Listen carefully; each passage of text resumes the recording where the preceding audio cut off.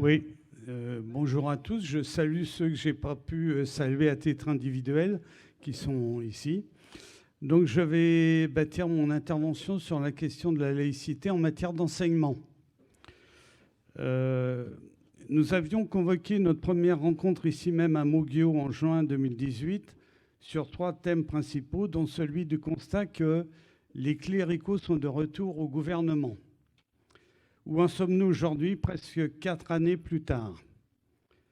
De tout temps, les cléricaux se fixant comme objectif vital pour regagner leur influence, leur primauté sur les consciences, n'ont jamais renoncé à reconquérir leur emprise sur la société. Déjà, Victor Hugo, dans son fameux discours à l'Assemblée nationale le 14 janvier 1950 contre la loi Fallou, dénonçait leurs prétentions. Là, je ne vais pas reprendre ce que notre ami Bizot nous a exposé ce matin, à savoir le fameux discours et des citations qu'il a fort justement et fort pertinemment rappelées. Depuis, et malgré et contre eux, la roue de l'histoire a tourné dans un sens qui leur était défavorable sur la voie de l'émancipation de l'humanité. Ce fut l'œuvre de la Commune de Paris en 1871 qui, malgré sa fin tragique dans le sang, a laissé des traces indélébiles dans les consciences. Ce furent les lois dites Jules Ferry au cours des années 1880 qui ont instauré l'école publique, laïque, gratuite et obligatoire, véritable institution de la République, et non service public de l'éducation avec ses usagers, comme se plaisent à le dire ses pourfendeurs. Ce fut notamment la loi de séparation des églises et de l'État, l'État chez lui et l'Église chez elle, du 9 décembre 1905. Et les cléricaux, bien qu'ayant subi des déboires dans leur prétention à régenter la société, n'ont jamais renoncé, fidèles à leur ambition de toujours et s'appuyant sur leur expérience politique biséculaire, ils n'ont jamais baissé les bras et ont multiplié leurs offensives, guidées en cela par les directives vaticanesques. Dans son encyclique Mater et Magistrat du 15 mai 1961, le chef du Vatican de l'époque, Jean XXIII, était un peu plus clair dans ses consignes. Et je cite, « Nos fils ne se contenteront pas des lumières de la foi, ni d'une bonne volonté ardente à promouvoir le bien, mais il faut qu'ils soient présents dans les institutions de la société et qu'ils exercent du dedans une influence sur les structures. » Le message est effectivement parfaitement clair et appelle bien sûr des mises en application, car pour les cléricaux, il n'est pas question qu'il reste à l'état de vœux pieux. Certains d'entre vous se remémorent sans doute, pour en avoir pris connaissance il y a maintenant 50 ans, d'un événement qui est passé quasiment inaperçu, sauf à l'œil aiguisé des laïcs, en 1972. Cet événement est largement explicité dans un ouvrage collectif très salutaire sous la direction de Odile Dauphin, Rémi Janot et Nicole Perron, paru en 2009. Je cite, « C'est l'enseignement de l'histoire-géographie de l'école élémentaire au lycée, avec un sous-titre parfaitement pertinent, vecteur de propagande ou fondement de l'esprit critique ». Cet événement a consisté en la tenue du symposium de Louvain, convoqué par la Sacra Congregatio, excusez-moi, je ne suis pas italien, Pro Institution Catholica, 6 au Vatican, lequel colloque, tenu dans les murs de l'Université catholique de Belgique, sous les auspices du Conseil de la coopération culturelle du Conseil de l'Europe, affirmait dans sa convocation, je cite, qu'il est probablement impossible d'écrire l'histoire sans un certain nombre de convictions religieuses et que le marxisme reste le danger le plus sérieux pour la religion, tant sur le plan spirituel que sur celui du comportement. Fin de citation. Ainsi, l'ouvrage collectif auquel nous faisons référence soulignait que nos collègues, nos élèves, les parents de nos élèves et les citoyens de notre pays, d'à savoir que l'orientation des programmes d'histoire-géographie n'est pas définie et discutée uniquement au ministère de l'Éducation nationale, mais d'abord au Vatican dans la Congrégation pour l'éducation catholique. Et le symposium de Louvain s'en concluait ainsi. C'est d'ailleurs à eux les délégués au colloque, bien sûr, qu'il appartiendra de formuler en conclusion les recommandations qui seront soumises pour approbation et mise en œuvre aux autorités académiques, aux concepteurs des programmes, aux auteurs des manuels d'histoire, aux éditeurs et enseignants des États membres du Conseil de la coopération culturelle du Conseil de l'Europe. Nous souhaitons de tout cœur pouvoir, par nos communs efforts, contribuer non seulement à améliorer la qualité des manuels scolaires, mais aussi à modeler dans le bon sens la personnalité des jeunes qui sont en définitive les agents de ce monde meilleur dont nous espérons tous être les témoins à l'heure choisie par Dieu. Fin de citation. C'est à l'application de cette directive majeure, véritable mutation silencieuse de l'enseignement, que les divers gouvernements de la Ve République, de gauche avec entre guillemets, comme de droite, qui sont fidèlement attachés, se sont fidèlement attachés. Oui, de tout temps, les cléricaux, l'Église apostolique et romaine se sont acharnés à la reconquête de leurs privilèges perdus. En cela, ils sont dans la logique de leur raison d'être. Mais ce qui devient récurrent sous l'égide de la Ve République, et notamment depuis l'adoption de la loi Debré le 31 décembre 1959, et les différentes lois anti-laïques qui lui ont succédé, celles dont un ministre socialiste, là encore entre guillemets, Alain Savary, avait dit qu'ils auraient pu en une nuit les abroger. C'est qu'ils opèrent avec le silence, avec la complicité de ceux qui, la main sur le cœur, se proclament laïcs. Tout dernièrement, un pas de plus vient d'être franchi dans l'enseignement. Nous avions l'habitude des offensives cléricales, mais rarement dans une mesure émanant directement des plus hautes autorités de l'État. Le président Macron et son ministre Blanquer viennent de promouvoir un défenseur conséquent du christianisme, Mark Sheringham, à la présidence du Conseil supérieur des programmes. Qui est ce Mark Sheringham ? Laissons la parole à notre ami Hervé Schubert, qui nous a adressé une communication permettant de faire connaissance avec ce personnage. En décembre 2009, dans un entretien à l'hebdomadaire catholique Famille chrétienne, le philosophe chrétien et ancien conseiller de Xavier Darcos, ministre de l'Éducation nationale du gouvernement Savary jusqu'en juin 2009, Mark Sheringham déclarait, je cite, « Le moment n'est-il pas venu de réintroduire explicitement le christianisme dans le champ des questions éducatives les plus actuelles ?» Fin de citation. Cette citation constitue en réalité une version tronquée de la conclusion de son article « Christianisme et éducation », paru dans le numéro 221 de la revue réformée, la revue de théologie de la faculté Jean Calvin de janvier 2003. Et là, je cite à nouveau, enfin c'est Hervé Schubert qui cite, « Pour faire face aux défis qui attendent nos sociétés contemporaines, il faut engager le débat par rapport au fondement de l'action éducative. Le déficit de compréhension actuel porte en effet moins sur les moyens que sur les fins de l'éducation. Pour en sortir, le moment n'est-il pas venu de réintroduire explicitement le christianisme dans le champ des questions éducatives les plus actuelles, s'il demeure vrai qu'on ne peut pas construire durablement l'avenir sur l'oubli du passé. » Fin de citation.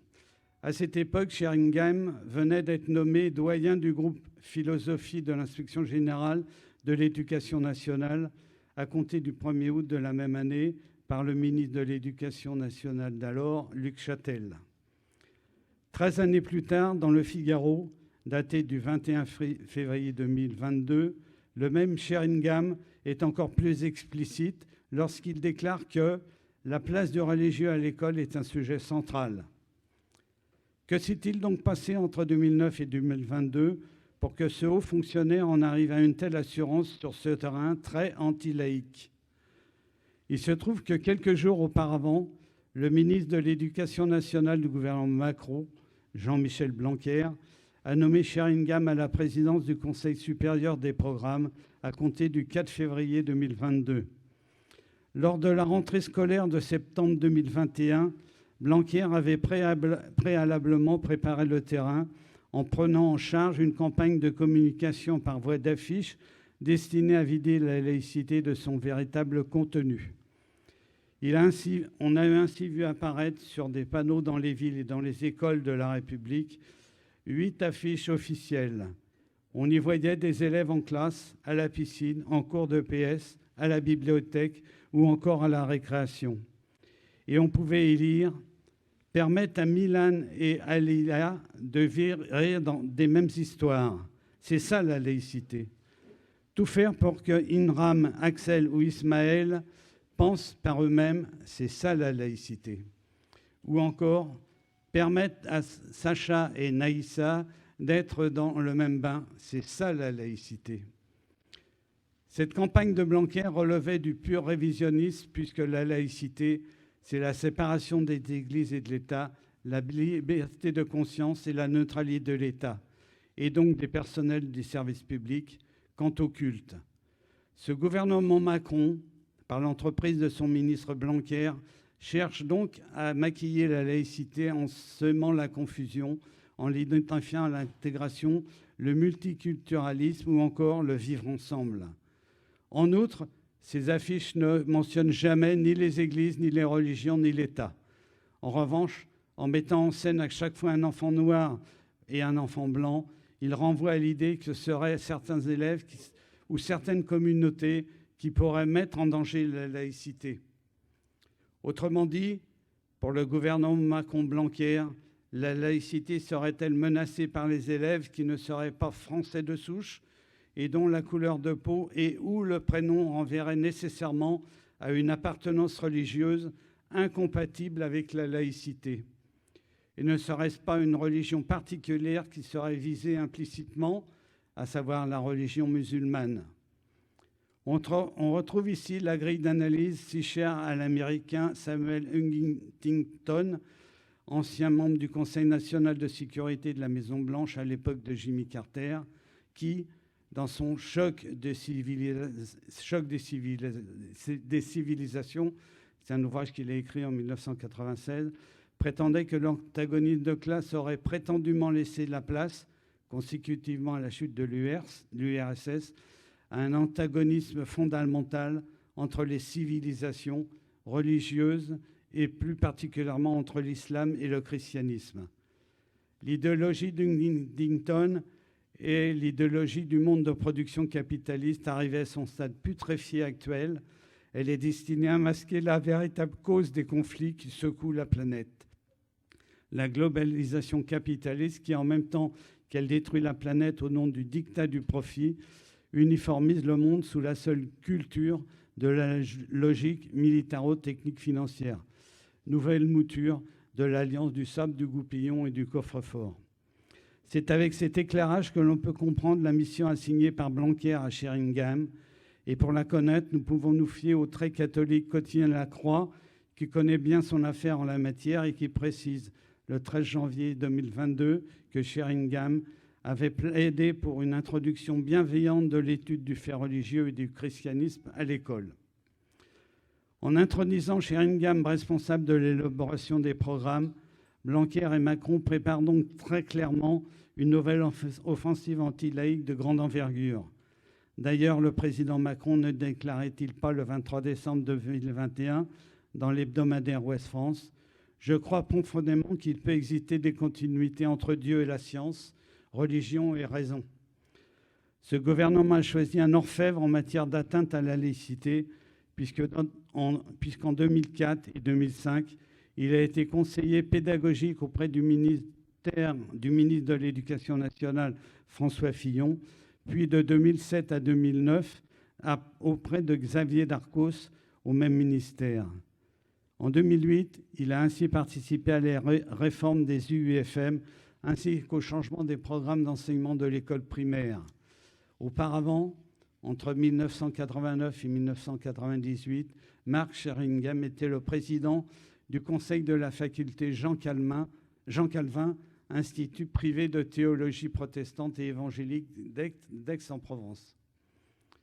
D'après le dictionnaire Le Robert en ligne, le religieux en tant qu'adjectif signifie ce qui concerne la religion, les rapports entre les êtres humains et un pouvoir surnaturel, ou quelqu'un qui croit en une religion, pratique une religion. Et le religieux en tant que nom commun, désigne quant à lui une personne qui a prononcé des vœux dans un ordre monastique. Si les mots ont un sens, on ne peut donc que s'interroger. Le projet de Sheringham est-il de redonner une place dans les écoles publiques aux religieux, c'est-à-dire aux congrégations religieuses, d'enseigner tout qui concerne la religion, les rapports entre les êtres humains et un pouvoir surnaturel, autrement dit, enseigner là où les religions à l'école publique. Si l'on se réfère à la conclusion de l'article de Sheringham paru en 2003 dans la revue Réformée, il s'agit de réintroduire explicitement le christianisme dans le champ des questions éducatives. Le christianisme est l'une des 5 principales religions du monde aux côtés de l'islam, du judaïsme, de l'hindouisme et du bouddhisme. Monothéisme, le christianisme professe la foi en un Dieu unique. Elle est fondée sur les actes et les paroles d'un hypothétique personnage nommé Jésus et est divisée en 3 grandes confessions, le catholicisme, l'orthodoxie et le protestantisme. Par conséquent, réintroduire explicitement le christianisme dans le champ des questions éducatives est un programme politique qui vise à ce que l'État reconnaisse 3 cultes particuliers, ce qui est contraire à la loi de séparation des Églises et de l'État du 9 décembre 1905, qui, dans son article 2, a pour principe « La République ne reconnaît, ne salarie et ne subventionne aucun culte ».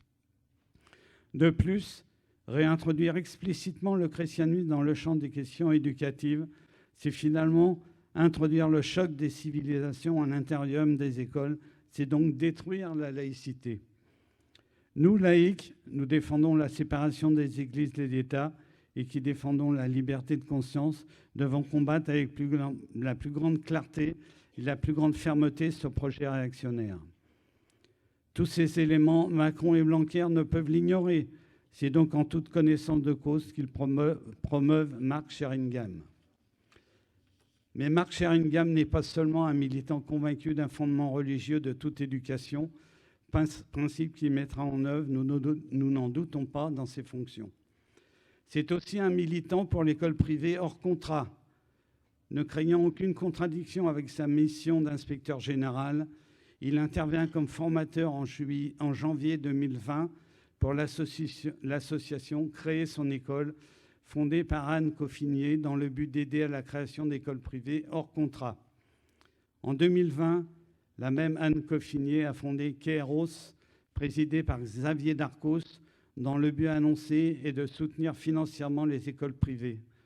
Un réseau dans lequel se mêlent les amitiés anciennes, celles par exemple des années 1990 au cours desquelles Sheringham était président du conseil de la faculté de théologie protestante d'Aix-en-Provence, puis celle des années 2000 au cabinet de Fillon, puis de Darcos. Le réseau de soutien aux écoles privées hors contrat pourra compter sur Marc Sheringham. Le paradoxe est celui qui préside la conception des programmes nationaux, œuvrera donc à la défense d'écoles de leur choix fondamental revendiqué et de s'y soustraire. Mais les cléricaux ne sont pas une contradiction près, l'essentiel pour eux n'est pas là.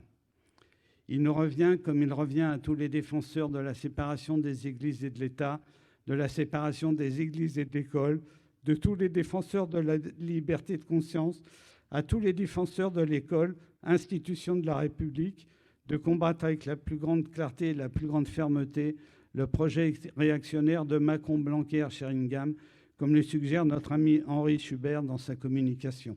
Je vous remercie.